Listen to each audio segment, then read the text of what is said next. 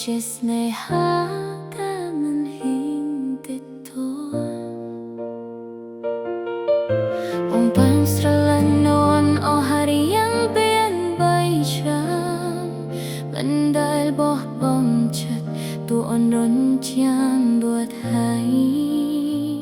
អូនគិតថាបងគ្រាន់តែជាមនុស្សធម្មតាគឺមិនខាតក្នុងការនិយាយជាមួយបង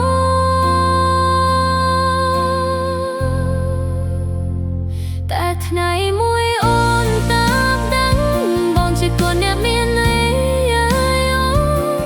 ក៏ជាកូនអ្នកក្រ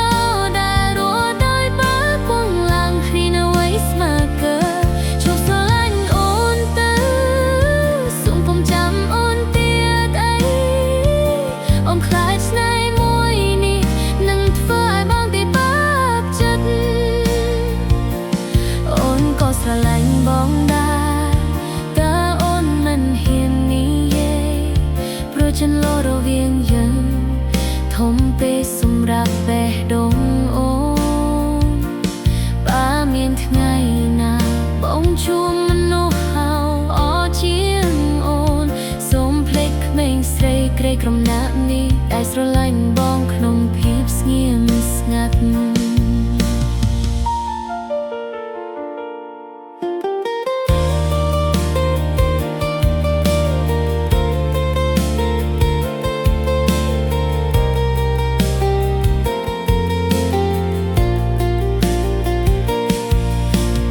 ធ្លាប់ស្រមៃ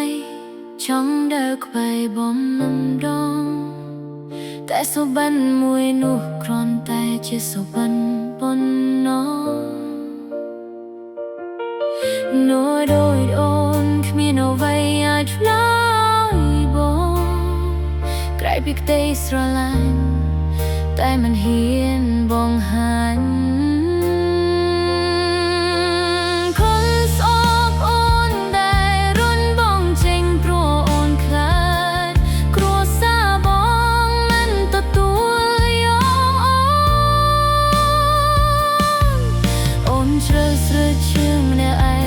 ប្រសើរជាងឲ្យបង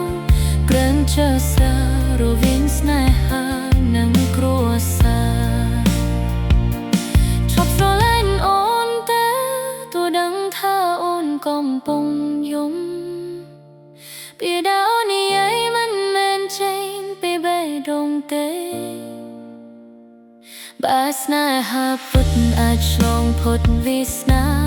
ថ្ងៃណាមួយបើយើងមាននិស្ស័យអូននឹងមិនរត់គេចពីបងគិតឡើយ